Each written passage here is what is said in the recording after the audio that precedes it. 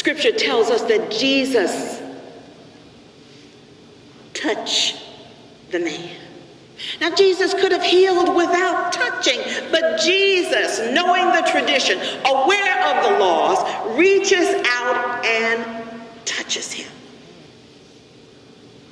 In touching this man, Jesus did not simply run the risk of catching leprosy, but also made himself unclean according to the regulations of the Mosaic law. And in that act of solidarity,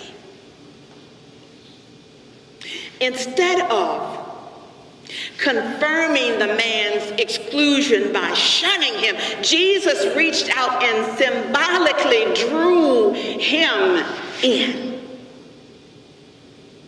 He shattered the boundaries of purity that displaced and infirmed, and in the process rewrote the book on the nature of God's community. I am willing, said Jesus. Be clean. Jesus further instructs the man, see that you don't tell this to anyone, but go show yourself to the priest and offer sacrifices that Moses commanded for your cleansing as a testimony to them. As I was studying this portion of the scripture, the words of that hymn came to my mind, shackled by a heavy burden, 'neath the load of guilt and shame. Then the hand of Jesus touched me, and I am no longer the same. He touched me. Oh, he touched me. And oh, what a joy did flood my soul.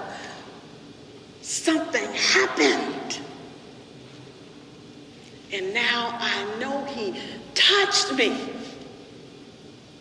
and made me whole.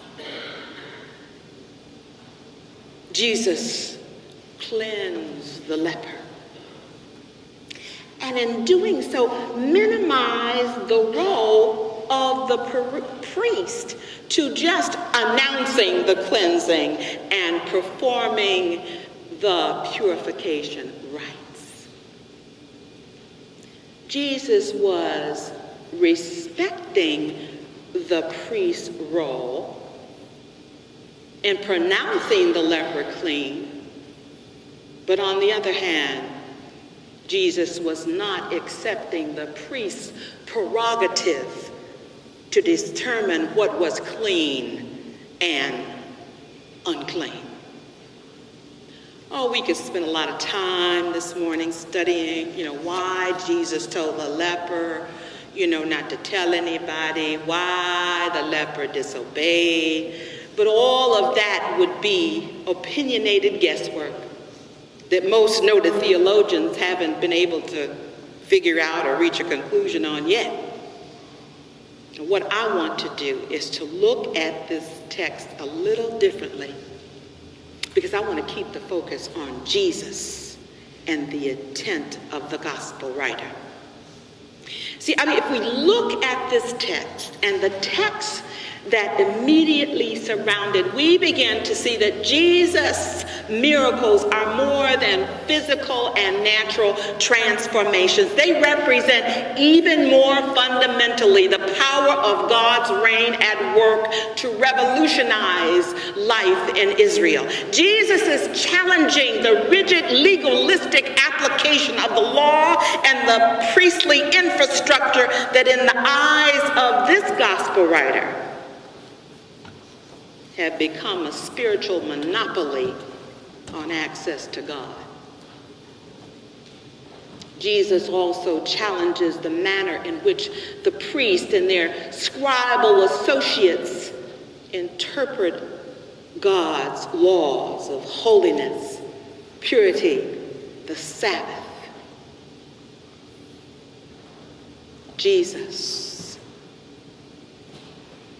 symbolic acts challenge the very structure of social existence insofar as that order dehumanize life.